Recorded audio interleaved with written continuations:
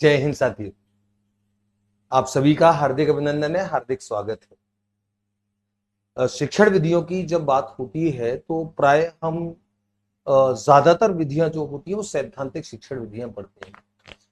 लेकिन कुछ विधियां इसलिए महत्वपूर्ण होती हैं कि उनके द्वारा शिक्षण कार्य जो है वो सैद्धांतिक तौर पे न करा करके करके सीखने के सिद्धांत पे किया जाता है। लर्निंग बाय डूइंग की थ्योरी पे बेस्ड होती है और प्रयोगशाला विधि इस अर्थ में अत्यंत महत्वपूर्ण विधि है। विज्ञान जैसे विषय, गणित की अनेकों अवधारणाएं, पर्यावरण विज्ञान जैसे अनेकों विषय विषय की अनेकों अवधारणाएं, यहाँ पर प्रयोगशाला विधि का अत्यधिक अत्यधिक रोल होता है कई सारी अवधारणाओं को बहुत अच्छे से बच्चों को समझाने में। और उसका कारण ये है कि प्रयोगशाला विधि में बालक स्वयं करके, अपने हाथों से करके, यानी कि लर्निंग बाय डूइंग के सिद्धांत से सीखता है। प्रयोगशाला विधि में इसलिए भी अर्जित जो ज्ञान होता है वो स्थायी होता है क्योंकि ज्ञानेंद्रियों के अधिकतम प्रयोग के द्वारा बालक प्रत्यक्ष अनुभूति करता है, प्रत्यक्ष आंकड़े जुटाता है, उनका सत्यापन करता है, निरीक्षण करता है, उनका सत्यापन करता है उपकरणों के माध्यम से, और उसके बाद वो अवधारणाओं के किसी निष्कर्ष तक पहुंचता है।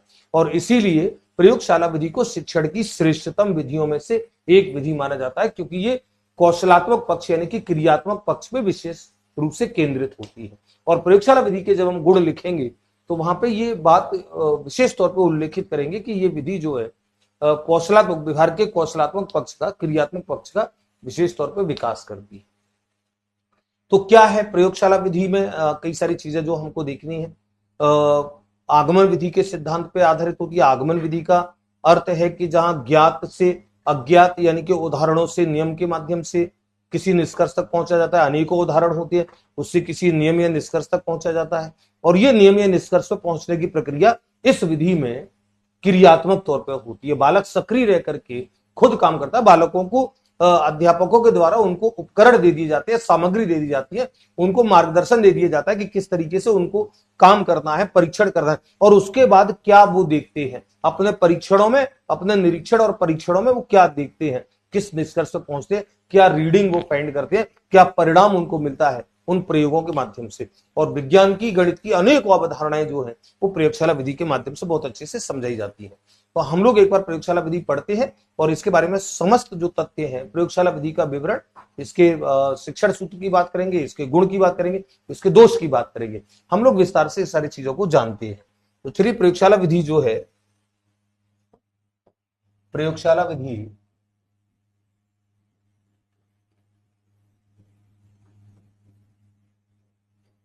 प्रयोगशाला विधि विज्ञान, गणित,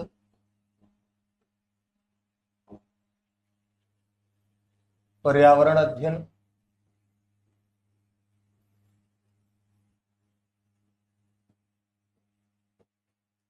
जैसे विषयों जैसे विषयों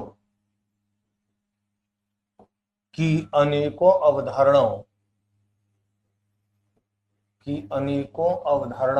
ध्यान रखो, अनेकों अवधारणा, प्रत्येक अवधारणा नहीं, क्योंकि हम जब गुण दोष की बात करेंगे तो वहां पे एक दोष लिखेंगे। प्रयोगशाला विधि से प्रत्येक टॉपिक नहीं समझाया जा सकता, प्रत्येक टॉपिक नहीं पढ़ाया जा सकता, क्योंकि हर अवधारणा में, हर कॉन्सेप्ट में प्रयोग की गुंजाइश हो, ये आवश्यक नहीं होता है। वो गणित हो या विज्ञान हो, पर्यावरण, कुछ भी हो, विषयों की अनेकों अवधारणाओं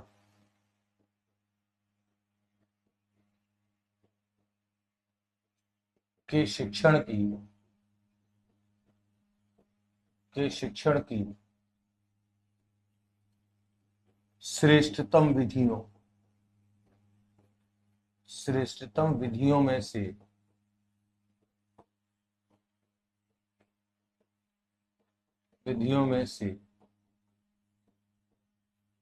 एक विधि होती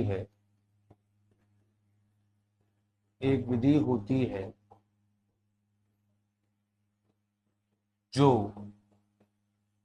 प्रमुख तौर पे जिस एक सिद्धांत पे ये आधारित होती है, प्रमुख तौर पर वो होती है लर्निंग बाय डूइंग। जो लर्निंग बाय डूइंग के सिद्धांत पर लर्निंग बाय डूइंग, यानी कि करके सीखना।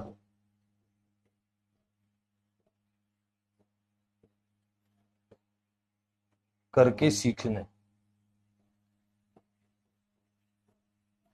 के सिद्धांत पर आधारित होती है।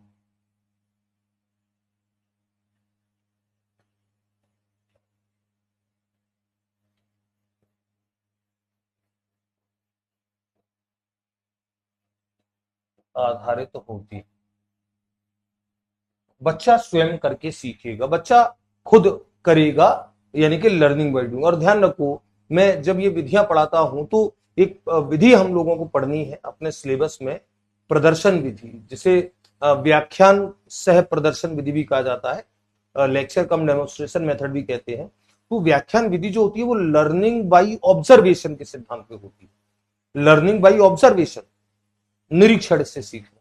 और जब ये दोनों विधियां पढ़ी जाती हैं तो बच्चे कई बार एक सवाल पूछते हैं कि सर जो प्रदर्शन विधि है वो प्रदर्शन का काम तो इसमें भी हो रहा है, क्या प्रदर्शन विधि प्रयोगशाला विधि में निहित होती है? तो हमको ये समझना पड़ेगा कि प्रदर्शन विधि लिटरली वैसे निहित नहीं होती है, वो काम निहित। प्रदर्शन विधि में सारा नियंत्रण जो होता है वो अध्यापक के हाथ में होता है, प्रयोगशाला विधि में सारा नियंत्रण विद्यार्थियों के, बालकों के हाथ में होता है।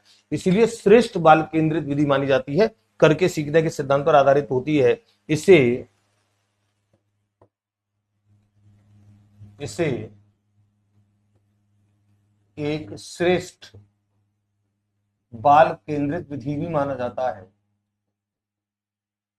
एक श्रेष्ठ बाल केंद्रित विधि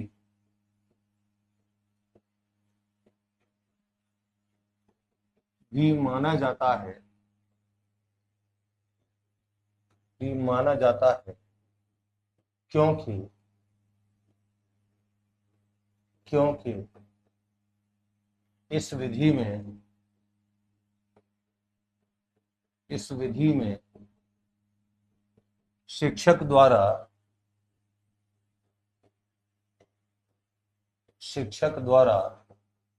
बालकों को शिक्षक द्वारा बालकों को आवश्यक निर्देश देकर आवश्यक निर्देश देकर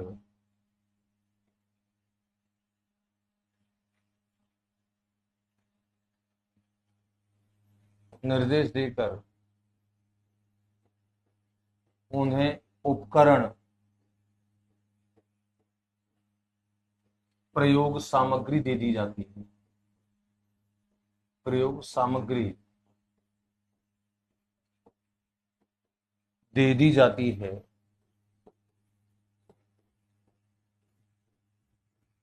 तथा बालक स्वयं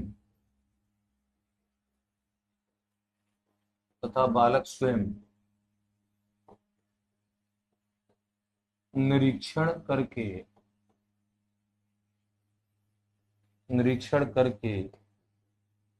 एवं परीक्षण करके निरीक्षण करके एवं परीक्षण करके निरीक्षण करके एवं परीक्षण करके। और आपको याद है, हम जब विज्ञान जैसे विषयों की बात करते हैं तो विज्ञान जैसे विषयों में ये बात हमने प्रकृति में भी देखी है कि विज्ञान की जो मूल प्रकृति होती है वो निरीक्षण परीक्षण के सिद्धांत पर आधारित होती है। यानी कि आपको निरीक्षण करना है और परीक्षण करना है। तो इसका मतलब ये हुआ कि जो मैं भी बोल रहा था कि प्रदर्शन विधि, तो प्रदर्शन विधि का जो कॉन्सेप्ट है वो लर्निंग बाई ऑब्जर्वेशन पर होता है, और प्रयोगशाला विधि में लर्निंग बाई ऑब्जर्वेशन निहित तो होता है, लेकिन मेन जो सिद्धांत होता है वो लर्निंग बाई डूइंग होता है, जो परीक्षण में निहित होगा। बच्चे परीक्षण सत्यापन करेंगे खुद प्रयोगों द्वारा, तथा बालक स्वयं निरीक्षण करके एवं परीक्षण करके निष्कर्षों तक पहुंचते हैं।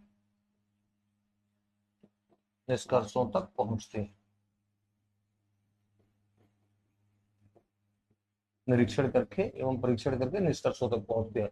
और ध्यान रखो, निरीक्षण करके और परीक्षण करके निष्कर्षों तक जो पहुंचेंगे, इस पूरी प्रक्रिया में जो विधि बेसिक में, इसके जो मूल में जो विधि होगी वो आगमन विधि होगी। तो आगमन विधि के सिद्धांतों का पालन किया जाता है। और यहां मैं इसको लिख दूं फिर इस पर, यह विधि मूलतः आगमन विधि पर मूलतः आगमन विधि पर आधारित होती है।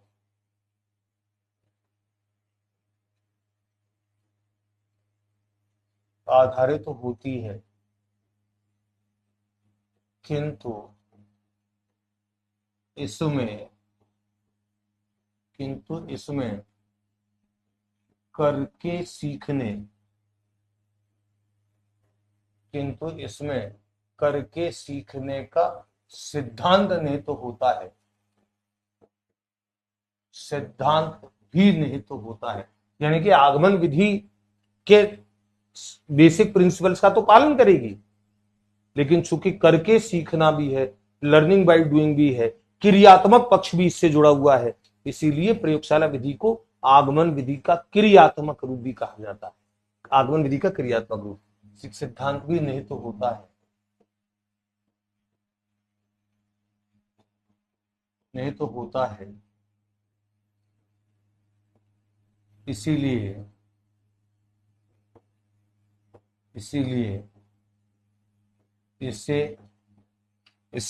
इसे आगमन विधि का क्रियात्मक रूप, आगमन विधि का क्रियात्मक रूप भी कहा जाता है।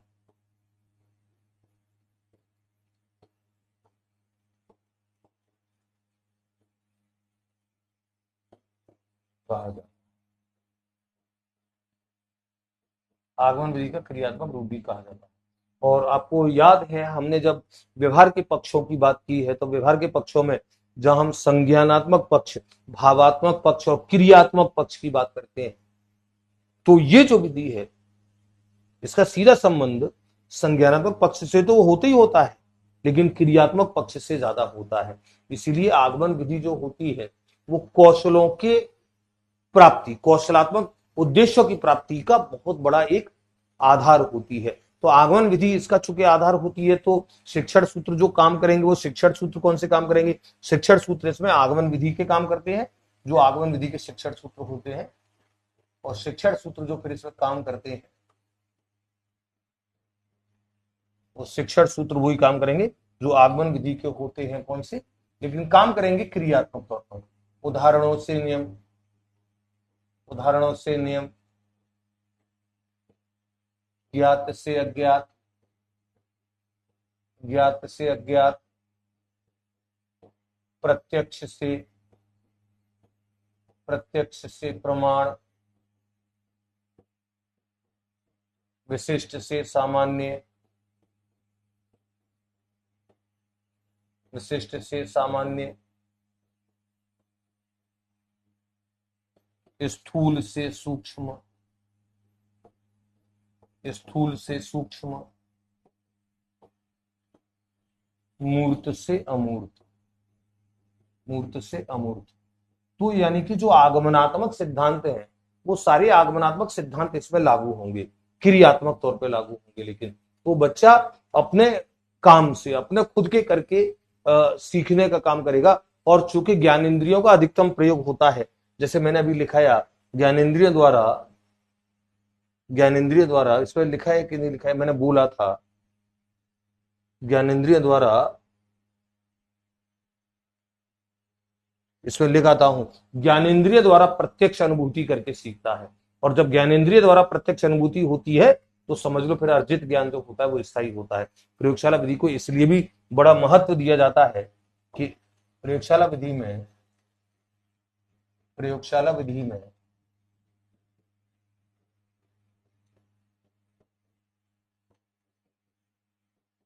बालक अपनी ज्ञानेंद्रियों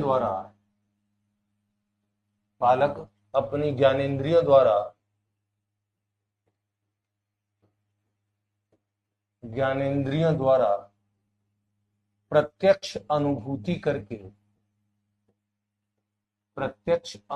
करके, यानी कि देखना, सुनना, चखना, स्पर्श करना, ये जो ज्ञानेंद्रियों से अधिकतम, ज्ञानेंद्रियों का अधिकतम प्रयोग इसमें होता है। और इसीलिए जब प्रयोगशाला विधि का एक सर्वाधिक महत्व जब पूछा जाता है, और आपको कई बार जैसे विकल्प में ऐसे विकल्प दिखते हैं कि यार ये भी प्रयोगशाला विधि का महत्व है, ये भी प्रयोगशाला विधि का महत्व है, तो वहां पर सबसे ज्यादा जो महत्वपूर्ण जो माना जाता है वो माना जाता है ज्ञानेंद्रियों के अधिकतम प्रयोग को टिक करना होता है आपको। और ऐसा प्रश्न परीक्षा में आ चुका है जहां पे चारों विकल्प कहीं ना कहीं कनेक्ट हो रहे हैं, लेकिन प्रयोगशाला प्रश्न था कि प्रयोगशाला विधि का सर्वाधिक महत्व है ना, सर्वाधिक महत्व।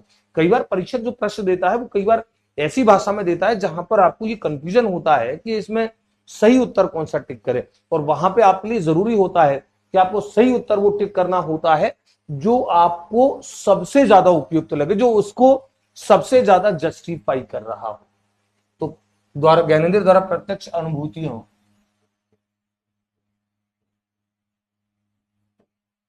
प्रयोगशाला विधि में बालक अपनी ज्ञानेंद्र प्रत्यक्ष अनुभूतियों के माध्यम से सीखता है।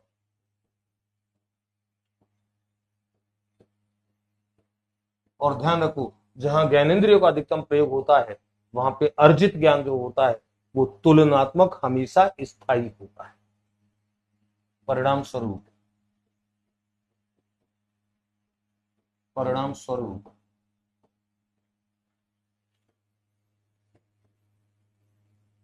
अर्जित ज्ञान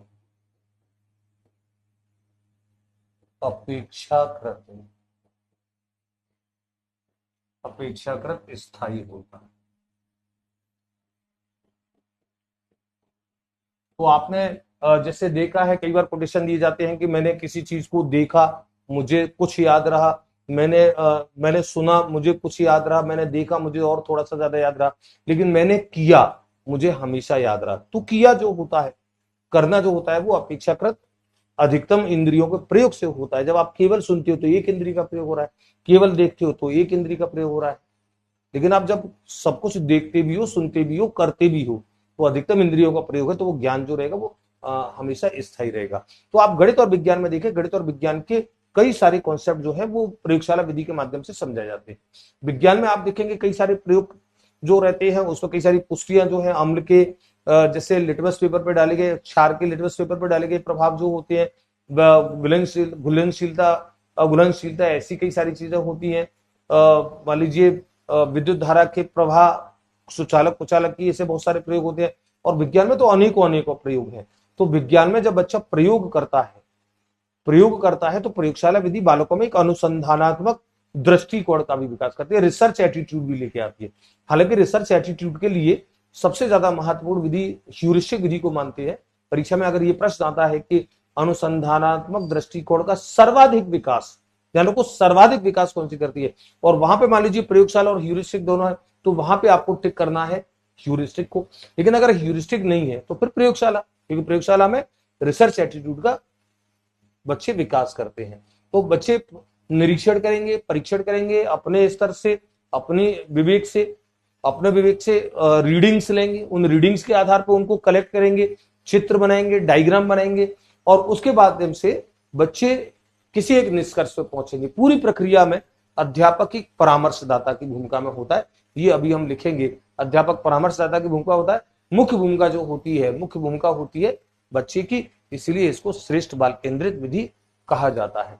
तो प्रयोगशाला विधि को आप समझ रहे हैं, प्रयोगशाला विधि क्यों श्रेष्ठ बाल केंद्रित विधि है। शिक्षण सूत्र इसमें आगमन के लागू होंगे, और लेकिन करके सीखने पर आधारित होगी, व्यवहार के क्रियात्मक पक्ष पे फोकस करेगी। तो फिर इस विधि को हम गणित विज्ञान की अनेक संकल्पनाएं आप समझा सकते हैं। कई सारी संकल्पनाएं हैं। ज्यामिति, समतल ज्यामिति आकृतियां हैं, उनके आपको क्षेत्रफल ज्ञात करने हैं, आपको उनके परिमाप ज्ञात करने हैं। ठोस आकृतियां हैं, उनके आयतन ज्ञात करने हैं। तो बच्चों को आप जो आंकड़े हैं, उपकरण है, उनके माध्यम से बच्चों को आंकड़े जुटाने के लिए कहें, खुद परीक्षण करने के लिए कहें, और फिर सूत्र की स्थापना की, और उनको ये आधार है, ये ऊंचाई है, ये लंबाई है, ये चौड़ाई है, इस तरीके की आप उनको जो टर्मिनोलॉजी बता करके, और बच्चे एक निष्कर्ष तक पहुंचते हैं। सैद्धांतिक ज्ञान की प्रतिपुष्टि का सर्वश्रेष्ठ साधन प्रयोगशाला विधि होती है। सैद्धांतिक ज्ञान की, क्योंकि बच्चे सैद्धांतिक तौर पर जब किसी ज्ञान को प्राप्त करते हैं, आपने बच्चों को सैद्धांतिक तौर पर विज्ञान में ज्ञान करा दिया है कि अम्ल को अगर लिटमस पेपर में डाला जाता है तो वो नीला हो जाता है या लाल हो जाता है, तो बच्चे जब डाल के देखेंगे तो चेक करेंगे लाल होगा कि नीला होगा, और बच्चे जब खुद उसको डालेंगे तो बच्चों को ये जो निकल करके जो निष्कर्ष आएगा वो उनको स्थायी कर दो, क्योंकि उन्होंने करके चेक किया है, देखो उन्होंने याद नहीं किया है, उन्होंने करके उसको देखा है। तो अनेक अनेक प्रयोगशाला विधि के माध्यम से विज्ञान में, गणित में, पर्यावरण विज्ञान में और ऐसे समस्त विषय जहां जहां प्रायोगिक प्रवृत्ति है, जहां प्रैक्टिकल नेचर है, जहां पे करके सीखने की बात हो सकती है, वहां पे प्रयोगशाला विधि अत्यधिक उपयोगी होती है। तो प्रयोगशाला विधि क्या है उसके बारे में हमने बात की। प्रयोगशाला विधि को आगमन विधि का क्रियात्मक रूप कहा जाता है। आगमन विधि के शिक्षण सूत्र इस पर लागू होते हैं। प्रयोगशाला विधि के गुण दोषों को विशेष तौर पर ध्यान देखेंगे, परीक्षा में इससे जुड़े गुण दोष विशेष तौर पर आते हैं। प्रयोगशाला विधि के गुण, प्रयोगशाला विधि के प्रयोगशाला विधि के गुण,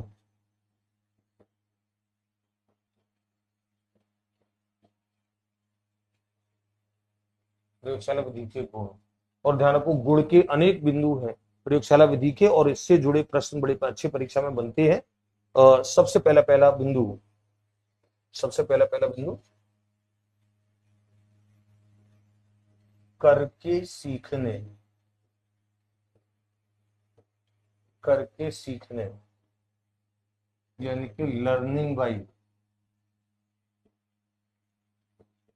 बाय डूइंग पर आधारित होती है। करके सीखने यानी लर्निंग डूइंग पर आधारित होती है। नंबर 2, ज्ञानेंद्रियों के अधिकतम प्रयोग, ज्ञानेंद्रियों के अधिकतम प्रयोग,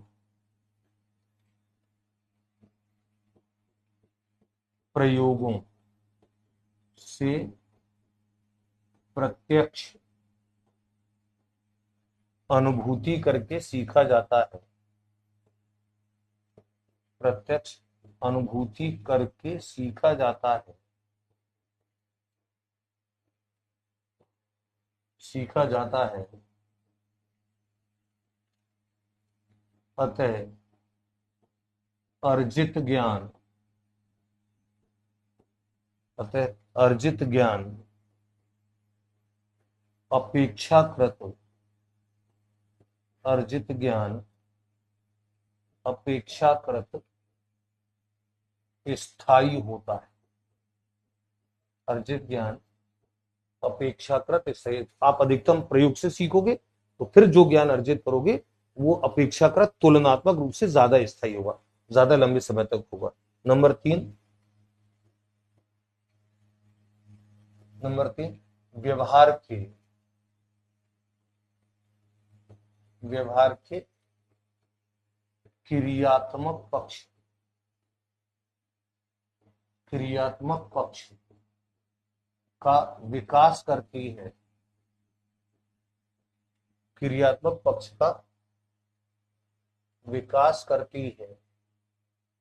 अर्थात, अर्थात, और इस देखो एक ही बात को हम दो तरीके से बोल रहे हैं, एक ही बात को दो तरीके से कैसे, कि व्यवहार के क्रियात्मक पक्ष का विकास कर रही है, यानी कि शिक्षण के कौशलात्मक उद्देश्यों की प्राप्ति कराती है, सर्वश्रेष्ठ रूप में कराती है।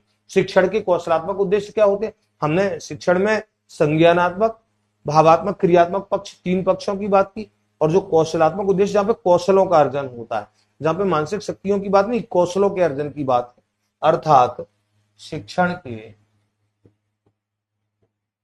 अर्थात शिक्षण के कौशलात्मक उद्देश्यों, तो शिक्षण के जो उद्देश्य होते हैं, ज्ञान है, अवबोध है, अनुप्रयोग है, नॉलेज है, अंडरस्टैंडिंग है, एप्लीकेशन ऑफ नॉलेज है, विश्लेषण है, संश्लेषण है, मूल्यांकन है, अभिवृत्ति है, एटीट्यूड है, एप्टीट्यूड रुचि है, और वहीं पे होता है स्किल, कौशल। तो शिक्षण के कौशलात्मक उद्देश्यों, शिक्षण के कौशलात्मक उद्देश्यों की प्राप्ति का सर्वश्रेष्ठ, सर्वश्रेष्ठ माध्यम है, कौशलात्मक उद्देश्यों की प्राप्ति का सर्वश्रेष्ठ माध्यम है। तीसरा, चौथा, सैद्धांतिक ज्ञान, सैद्धांतिक ज्ञान की प्रतिपुष्टि करती है, सैद्धांतिक ज्ञान की प्रतिपुष्टि करती है। बच्चे सैद्धांतिक तौर पर जिस ज्ञान को ग्रहण कर रहे हैं, प्रयोगशाला विधि में करके सीखने के द्वारा, प्रयोगों द्वारा सीखने के द्वारा बच्चे उसकी प्रतिपुष्टि करते हैं, ज्ञान का पुनर्बलन होता है, और पुनर्बलन होता है तो परिणाम ये निकलता है कि बच्चों को फिर वो जो आप सैद्धांतिक तौर पर पढ़ाई करके भी देख लिया, फिर वो उनको हमेशा हमेशा उनके एक उस लेवल पे पहुंच जाता है जहां पे फिर वो भूलने की बात नहीं है। चौथा, पांचवा,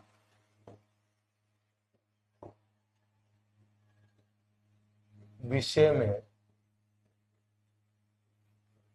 में रुचि का विकास करती है, विषय में रुचि का विकास करती है। और आप जानते हैं कि बच्चों को केवल सैद्धांतिक तौर पर जब पढ़ाया जाता है, बजाय उसके बच्चे जब खुद करके किसी निष्कर्ष पर पहुंचते तो उनको बड़ा मजा आता है। तो परिणाम ये होता है कि जिस विषय में कहीं उनकी रुचियां कम होती हैं, सैद्धांतिक आप ज्ञान पी ले जा रहे, बच्चे उस सैद्धांतिक ज्ञान को जितना ग्रहण कर रहे हैं उतना ग्रहण कर रहे हैं, तो वो उतनी रुचि विकसित नहीं हो पाती। लेकिन उसी चीज को जब वो करके सीखेंगे तो निश्चित तौर पर उनकी रुचि जो है वो तुलनात्मक सैद्धांतिक ज्ञान की तुलना में ज्यादा होगी। अगला, सक्रिय रुचि,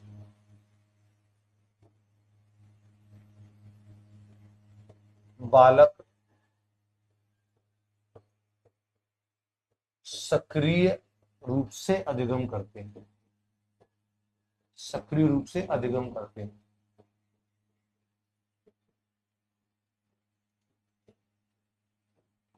और ये आपको पता है, हम जब लर्निंग की, अधिगम की जब हम बात करते हैं तो लर्निंग कॉन्सेप्ट में ये बड़ा जरूरी होता है कि बालक निष्क्रिय अधिगम ना करें, सक्रिय अधिगम करें। और सक्रिय अधिगम का मतलब होता है कि बच्चे जितने ज्यादा शिक्षण अधिगम प्रक्रिया में जितने ज्यादा एक्टिव हैं, जितने ज्यादा एक्टिव हैं, उतना ही बच्चे समझ लीजिए उतना ही बच्चे एक उस सीखे गए ज्ञान को लंबे समय तक कहीं कंसिस्ट रख पाएंगे, याद रख पाएंगे, उसका कहीं उपयोग कर पाएंगे। तो ये बड़ा अच्छा एक इसका वो होता है। एक और इंपोर्टेंट, सातवां, बालकों की निरीक्षण शक्ति का विकास करती है, बालकों की निरीक्षण शक्ति का विकास करती है।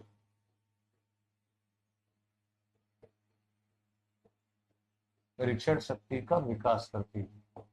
और ये आपको याद है, मैंने आपको बोला भी था कि लर्निंग बाय ऑब्जर्वेशन है ना, क्योंकि बच्चे उपकरण आपने बच्चों को दे दिए हैं, शिक्षक के तौर पे आपने बच्चों को निर्देश दे दिए हैं, आवश्यक निर्देश दे दिए हैं। अब बच्चे उनके माध्यम से खुद गणनाएं कर रहे हैं, खुद परीक्षण कर रहे हैं, जो रीडिंग्स आ रही है उन रीडिंग्स को लिख रहे हैं, उनमें आपस में संबंध स्थापित कर रहे हैं, किसी निष्कर्ष तक पहुंच रहे हैं।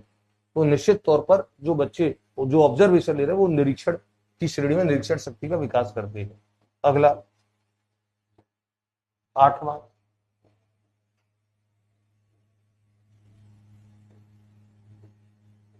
उपकरणों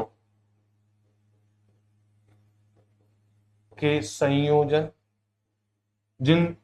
जिनसे बच्चा प्रयोग करेगा, उपकरणों के संयोजन, रख रखाव,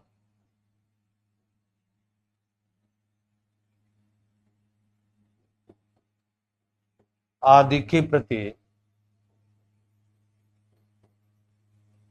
प्रति चेतना का विकास करती हैं, चेतना का विकास करती हैं। तो बच्चे जिन उपकरणों के प्रयोग से निष्कर्ष निकाल रहे हैं, उनके उपकरणों के संयोजन, उनको कैसे जोड़ा जाएगा, ये बच्चों में ये स्किल आएगा, ये कौशल आएगा, उनका कैसे रख रखाव करना है, उनका कैसे यूज करना है, ये सारी चीजें इसका विकास करेगी। अगला, कितने हो गए, 8। 9वां,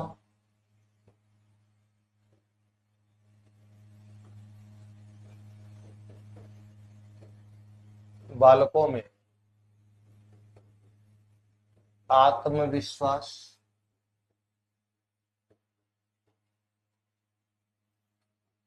आत्मनिर्भरता,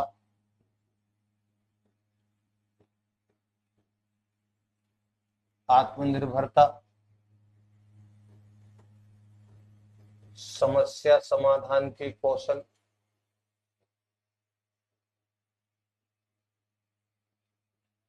के कौशलों का विकास करती है।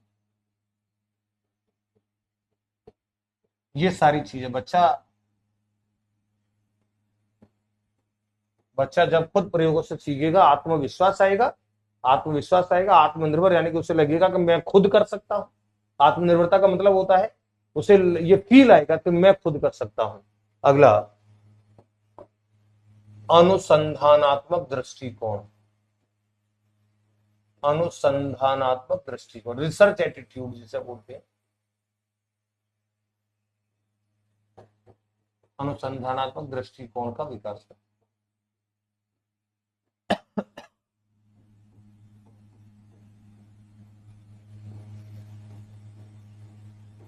विकास करती है। और 11वां,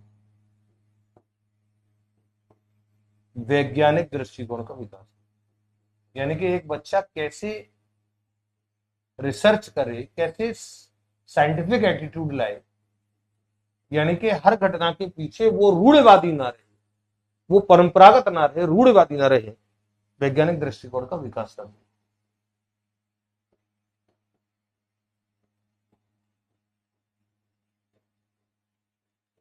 तो इतने सारे जो गुण हैं, ये सारे गुण कहीं ना कहीं कनेक्ट होते हैं प्रयोगशाला विधि से। तो कौशलात्मक उद्देश्यों की प्राप्ति का सबसे साधन है, करके सीखने के सिद्धांत पर आधारित तो होती है। सक्रिय अधिगम, बच्चे का सक्रिय अधिगम होता है। ज्ञानेंद्रियों के अधिकतम प्रयोग का मामला इससे जुड़ा हुआ है। तो बच्चा जो अर्जित ज्ञान करेगा वो स्थायी होगा, सक्रिय तौर पर होगा, सक्रिय तौर पर होगा। तो ये जो सारी चीजें हैं, लेकिन दोष भी होते हैं प्रयोगशाला विधि में, और कुछ दोष इसके इंपोर्टेंट है।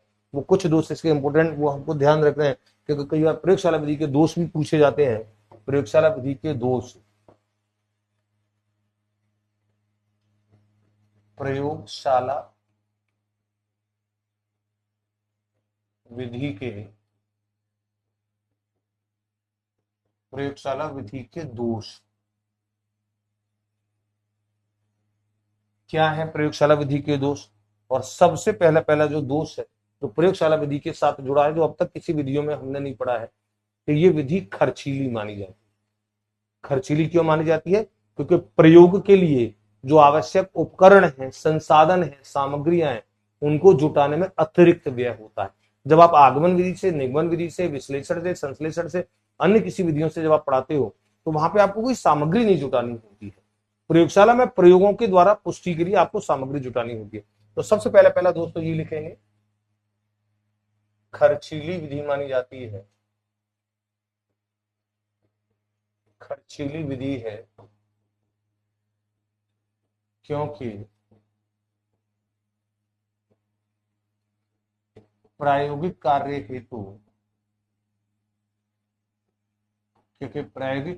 हेतु आवश्यक उपकरणों,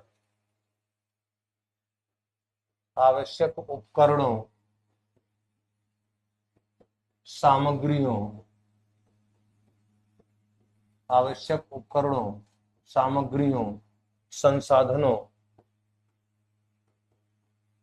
संसाधनों में अतिरिक्त व्यय लगता है।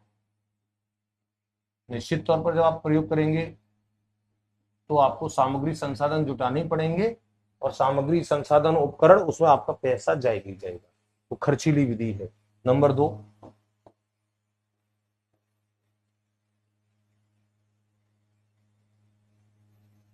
लंबी एवं समय लेने वाली विधि।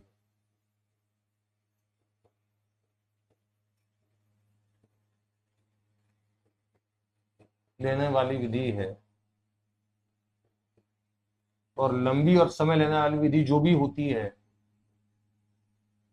वो हमेशा पाठ्यक्रम का विकास धीमी गति से होती है। ये बात मैं आपको कई बार बता चुका हूं। अतः पाठ्यक्रम का विकास, पाठ्यक्रम का विकास धीमी गति से,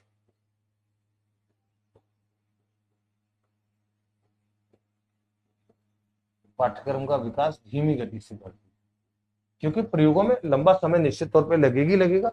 अगला तीसरा दोष, प्रत्येक अवधारणा विज्ञान की हो, गणित की हो, आप गणित के, विज्ञान के, पर्यावरण विज्ञान के कई सारे कॉन्सेप्ट प्रयोगों के द्वारा समझा सकते हो। ध्यान रखो, कई सारे, लेकिन सभी के सभी नहीं समझ। यानी कि कई सारे कॉन्सेप्ट ऐसे होते हैं जो सैद्धांतिक तौर पर आपको पढ़ाने पड़ेंगे। तो प्रत्येक अवधारणा को इस विधि से नहीं पढ़ाया जा सकता।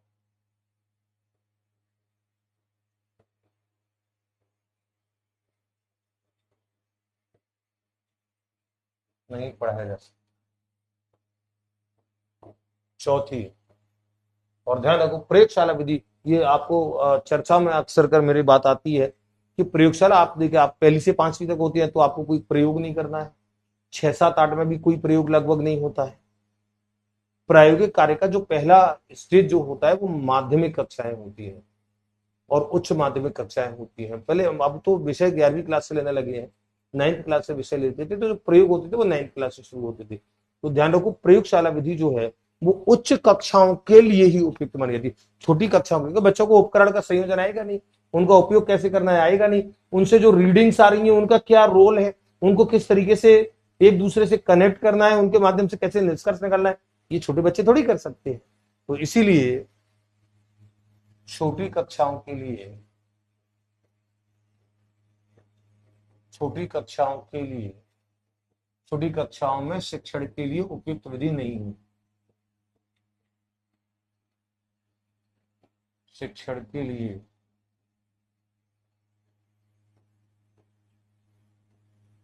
उपयुक्त विधि नहीं है।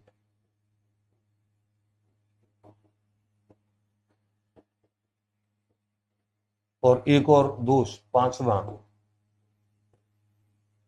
दोष होता है कि प्रयोगशाला विधि में कार्य करते समय अत्यधिक सावधानी, अतिरिक्त सावधानी का प्रयोग करना पड़ता है। आप जब विज्ञान में प्रयोग करते हो, आप जब गणित के किसी अवधारणाओं को प्रयोगों के माध्यम से, जहां पे कई सारे उपकरण हैं, तो वो उपकरण बच्चों को कोई हानि ना पहुंचाते हैं, अम्ल तेजाब वगैरह कोई हानि ना पहुंचाता है, ये आपको विशेष, ये अन्य विधियों में तो ध्यान नहीं रखना पड़ता। आपको आगमन, निगमन, विश्लेषण, संश्लेषण, इसमें तो ध्यान नहीं रखना पड़ता। तो ये जो सारी चीजें होती हैं, जो उपकरण प्रयोग में लिए जा रहे हैं, वो उपकरण कहीं ना कहीं विद्यार्थियों के लिए नुकसानदायक नहीं बन जाए, कहीं कोई ऐसी स्थिति ना बन जाए जहां पे कोई उनको ऐसा शारीरिक या इस टाइप का कोई वो नुकसान हो जाए। तो ये अतिरिक्त सावधानी की जरूरत पड़ती है। तो प्रायोगिक कार्य के दौरान,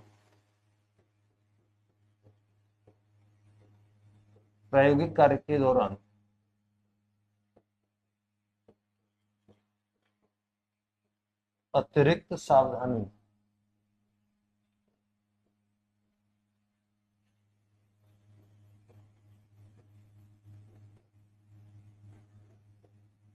की आवश्यकता होगी।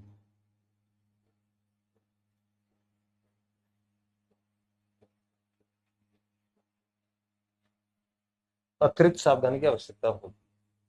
तो विद्यार्थियों, ये हमारी प्रयोगशाला विधि का वो है। एक बार मैं सारी स्लाइड्स को एक बार फटाफट रिवीजन कर लेते हैं। प्रयोगशाला विधि हमने पढ़ी है, और प्रयोगशाला विधि के लिए हमने सबसे पहले देखा कि ये विधि जो है वो गणित है, विज्ञान है, पर्यावरण विज्ञान है, ऐसे विषय जहां पे प्रायोगिक कार्य का महत्व है, उन जैसे विषयों के शिक्षण की, अवधारणाओं के शिक्षण की श्रेष्ठ विधि, अनेक अवधारणाओं के शिक्षण की श्रेष्ठ विधि मानी जाती है, और लर्निंग बाई डूइंग के सिद्धांत पे आधारित होती है। और ध्यान रखो, इसमें लर्निंग बाई डूइंग में लर्निंग बाई ऑब्जर्वेशन जो होता है वो निहित होता है। अच्छा, कई बार बच्चे पूछते हैं कि सर प्रयोगशाला और प्रदर्शन विधि में ज्यादा कारगर कौन सी है? तो आप देखिए, छोटी कक्षाओं की अगर आप बात करेंगे या प्रायोगिक कार्य जिसमें बच्चे खुद प्रयोग कर रहे हैं, तो कई बार समय ज्यादा ना लगे, कई बार बच्चों के लिए कोई ऐसी नुकसान की कोई ऐसी घटना ना हो जाए, तो उसमें अध्यापक द्वारा किया जाने वाला प्रदर्शन कार्य, उसमें ज्यादा समय नहीं लगता है, उसी काम को अध्यापक खुद प्रदर्शन करके बच्चे बताएं। अब अध्यापक प्रदर्शन करके जब बता रहा होगा तो विद्यार्थी उस समय खुद तो कुछ कर नहीं रहे होंगे, वो केवल निरीक्षण कर रहे होंगे। तो प्रयोगशाला विधि में जहां करके सीखना निहित होता है, लर्निंग बाय डूइंग निहित होती है, प्रदर्शन विधि में केवल लर्निंग बाय ऑब्जर्वेशन होता है, केवल उसमें लर्निंग बाय डूइंग नहीं होती है। इसलिए हम प्रदर्शन विधि में जब हम देखेंगे प्रदर्शन या व्याख्यान सह प्रदर्शन विधि, उसमें व्याख्यान शामिल होता है, क्योंकि व्याख्या के माध्यम से थ्योरी समझाई जाती है, प्रदर्शन के माध्यम से उसे बताया जाता है, तो उसमें लर्निंग बाय ऑब्जर्वेशन होता है केवल, इसमें लर्निंग बाय ऑब्जर्वेशन निहित होता है, लेकिन लर्निंग बाय डूइंग मुख्य इसका फैक्टर है। दूसरा, एक बाल श्रेष्ठ बाल केंद्रित शिक्षण विधि है, ध्यान रखेंगे, ये बाल केंद्रित शिक्षण विधि मानी जाती है, और इस विधि में बालकों को आवश्यक निर्देश दे दिए जाते हैं, उन्हें उपकरण संसाधन दे दिए जाते हैं, और बालक स्वयं निरीक्षण परीक्षण करते हैं, स्वयं जो है वो रीडिंग्स लेते हैं, रीडिंग्स वो स्वयं लेंगे, रीडिंग्स लेंगे स्वयं, चित्र बनाएंगे स्वयं, चित्र या डायग्राम जो होगा, आरेख, वो स्वयं बनाएंगे, है ना। ये जो सारी चीजें ये बच्चे स्वयं अपने स्तर से बनाते हैं, और वो जो रीडिंग्स आ रही हैं, जो चित्र आरेख आ रहे हैं, जो भी मतलब ऑब्जर्वेशन उनके द्वारा लिया जा रहा है, उन सबके बीच में क्या संबंध है, क्या कनेक्टिविटी है, वो सब बच्चों को करना होता है। तो अध्यापक उनको आवश्यक निर्देश दे करके सामग्री दे देता है, उपकरण संसाधन सब दे देता है, और बच्चे स्वयं निरीक्षण करके और परीक्षण करके निष्कर्षों तक पहुंचते हैं। मूलतः आगमन विधि पर आधारित होती है, आगमन विधि के सिद्धांत इस पर लागू होते हैं, और आगमन विधि में चूंकि सैद्धांतिक काम होता है, लेकिन इसमें सिद्धांत आगमन के काम करते हैं, क्रियात्मक तौर पे काम होता है, तो आगमन विधि का क्रियात्मक रूप भी इस विधि को कहते हैं। और आगमन विधि का क्रियात्मक रूप है तो आगमन के सारे जो शिक्षण सूत्र है वो सारे के सारे इस पर लागू होंगे। उदाहरणों से नियम, ज्ञात से अज्ञात, प्रत्यक्ष से प्रमाण, विशिष्ट से सामान्य, ये जो सारे जो आगमन के वो जो है शिक्षण सूत्र वो सब इस पर लागू होते हैं। प्रयोगशाला विधि में बालक अपनी ज्ञानेंद्रियों से प्रत्यक्ष अनुभूति करता है, और प्रत्यक्ष अनुभूति करके बालक सीखता है, तो परिणाम स्वरूप जो अर्जित ज्ञान होता है वो अपेक्षाकृत स्थायी होता है। गुण दोषों पे हमने बात की, कई सारे गुण हमने देखे, करके सीखने पे आधारित होती है। ज्ञान अधिकतम प्रयोग से बच्चा सीखता है तो अर्जित ज्ञान स्थायी होता है। व्यवहार के क्रियात्मक पक्ष का विकास करती है, यानी कि शिक्षण के कौशलात्मक उद्देश्यों की प्राप्ति का सर्वश्रेष्ठ साधन है। सैद्धांतिक ज्ञान की प्रतिपुष्टि होती है, ये इसका वो है। विषय में रुचि का विकास करती है, सक्रिय अधिगम बच्चा करता है, निरीक्षण शक्ति का विकास होता है, उपकरणों के संयोजन रख रखाव उनके उपयोग का कौशल बच्चे में विकसित होता है, आत्मविश्वास आता है, आत्मनिर्भरता आती है, समस्या समाधान की कौशल आते हैं, अनुसंधानात्मक दृष्टिकोण का विकास होता है, वैज्ञानिक दृष्टिकोण का विकास होता है। और ये जो है कुछ दोष भी थे, दोष में सबसे पहला प्रमुख दोष खर्चीली विधि है, क्योंकि आवश्यक उपकरण चाहिए, संसाधन चाहिए, सामग्री चाहिए, अतिरिक्त व्यय आपको करना पड़ेगा। लंबी और समय लेने वाली विधि है, पाठ्यक्रम का विकास धीमी गति से करती है, और प्रत्येक अवधारणा को इसके माध्यम से नहीं बताया जा सकता। छोटी कक्षाओं के लिए ज्यादा उपयुक्त ये नहीं है, छोटी कक्षाओं के लिए ज्यादा उपयुक्त नहीं है, बड़ी कक्षाओं को समझाया जाता है, और प्रायोगिक कार्य जो होता है उसे करते समय आवश्यक सावधानी रखनी पड़ती है। तो विद्यार्थियों, प्रयोगशाला विधि जो है, प्रयोगशाला विधि को आप कनेक्ट करेंगे, कुछ प्रमुख बिंदुओं के लिए आप इसको याद रखेंगे।